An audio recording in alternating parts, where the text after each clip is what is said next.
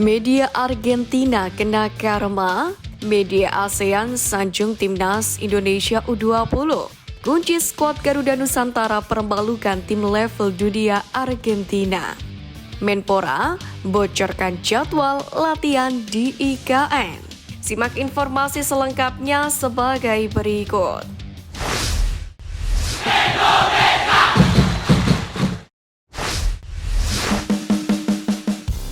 Media Argentina kena karma, media ASEAN sanjung timnas Indonesia U20.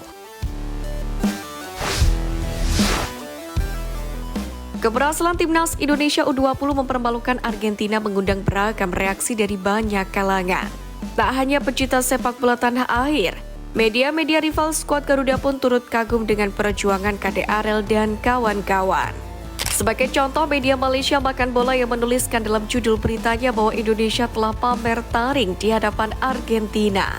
Sementara media Vietnam Soha.vn kaget, timnas Indonesia U20 menang 2-1 atas timnas Argentina U20, yakni di laga pertama Seoul Earth on Ice Cup 2024.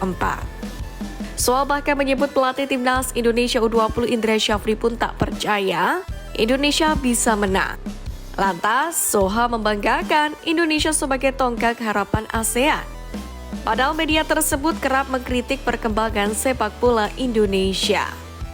Sementara bagi media Argentina hal ini seakan menjadi karma, lantaran media lokal setempat yakni Soulplay 91.5 pernah menghina Jakarta yang menjadi kota penyelenggara laga timnas Indonesia versus Argentina di Stadion Utama Gelora Bung Karno pada Senin 26 Juni 2024 lalu. Soulplay 91.5 menyebut Jakarta sebagai kota yang akan tenggelam. Dalam narasi yang dibangun, dalam beberapa tahun ke depan Jakarta akan tenggelam di perairan Laut Jawa. Media itu pun semakin jumawa karena timnas Argentina menang 2-0 atas timnas Indonesia saat itu, di mana gol-gol timnas Argentina dicetak oleh Leandro Paredes dan Christian Romero. Berselang 1 tahun, sepak bola Indonesia membungkam seluruh publik Argentina, termasuk Soulplay 91.5 dengan skor 2-1 lewat skuad asuhan Indra Syafri. Kemenangan ini merupakan pertama bagi Indonesia di cabang olahraga sepak bola atas Argentina. Sontak saja FIFA melalui unggahan Instagram resminya menyinggung pertandingan ulang tim senior Indonesia versus Argentina. Tentunya unggahan itu mendapatkan respon heboh dari netizen tanah air. Ketum PSSI Erick Thohir sendiri bahkan sampai berkomentar menggunakan emotikon menanggapi unggahan tersebut. Timnas Indonesia sendiri bisa saja kembali bertemu dengan Argentina. Peluang itu terbuka lebar jika skuad Garuda mengundang kembali Argentina di laga persahabatan atau lolos ke Piala Dunia 2026.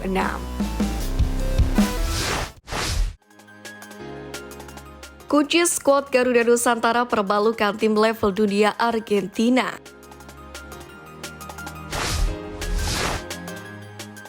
Pertama, kepercayaan diri. Timnas Indonesia U20 memperlihatkan permainan yang baik sejak awal pertandingan. Terlepas dari gol yang mengejutkan dari Argentina, skuad Garuda Nusantara bisa tetap bermain berani menghadapi lawan yang berkualitas. KDRL dan kawan-kawan memperlihatkan kepercayaan diri baik saat menguasai bola maupun ketika tanpa bola.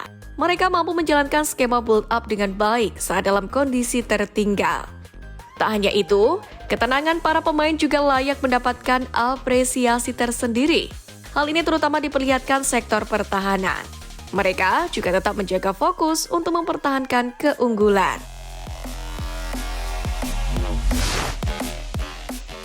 Kedua, mental pantang menyerah. Aspek lainnya yang juga menonjol dari para pemain timnas Indonesia U20 ialah mentalitasnya ketika berjuang di atas lapangan. Mereka sama sekali tak memperlihatkan penurunan kerja keras meski dalam kondisi tertinggal. Dengan mental semacam ini, skuad Garuda Nusantara bisa tetap menjaga intensitas permainannya. Berbagai upaya yang dikerahkan para pemain pun akhirnya membuahkan hasil, terutama saat menginjak 15 menit akhir. 2 gol yang dihasilkan anak asuh Indra Syafri tak terlepas dari daya juang tinggi ini. Ketiga, set piece berbahaya. Salah satu senjata berbahaya yang dimiliki timnas Indonesia U20 akhirnya kembali membuahkan hasil manis pada pertandingan kali ini. Senjata yang dimaksud ialah skema set piece untuk menjebol gawang lawan. Gol yang dicetak KD Arel pada laga ini bermula dari eksekusi bola mati Mauri Ananda. Tandukan pemain Bali United itu meningkatkan publik terhadap performa impresifnya pada Piala AFF U19 2024. Di kejuaraan ini, skuad Garuda Nusantara memang mengandalkan skema bola mati untuk mencetak gol. Beruntung, skema ini bisa kembali menjadi cara ampuh untuk menghasilkan gol bagi timnas Indonesia U20. TC segera dimulai, Menpora bocorkan jadwal latihan di IKN.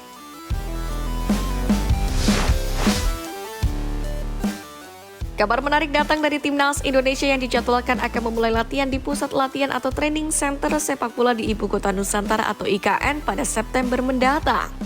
Hal itu bermula ketika Menteri Pemuda dan Olahraga atau Menpora Dito Aryo Tejo mengatakan, penggunaan fasilitas Pusat Latihan Sepak Bola di IKN akan dilakukan secara bergilir. Tito menjelaskan beberapa waktu lalu saat berada di IKN selama 4 hari, ia mendampingi Presiden RI Joko Widodo untuk meninjau langsung kondisi pembangunan pusat pelatihan sepak bola di ibu kota baru Indonesia itu. Ia menyebutkan berbagai fasilitas sudah dibangun seperti 2,5 lapangan untuk tahap pertama, dengan kondisi lapangan rumput alami dan rumput sintetis yang sangat bagus. Selain itu, kata dia, fasilitas asrama juga sangat baik dan nantinya bisa digunakan untuk 4 grup putri dan putra. Iya, pemanfaatan pusat latihan pada September. Kemarin saya tanya PSSI untuk tim U23, U20, U17 di September.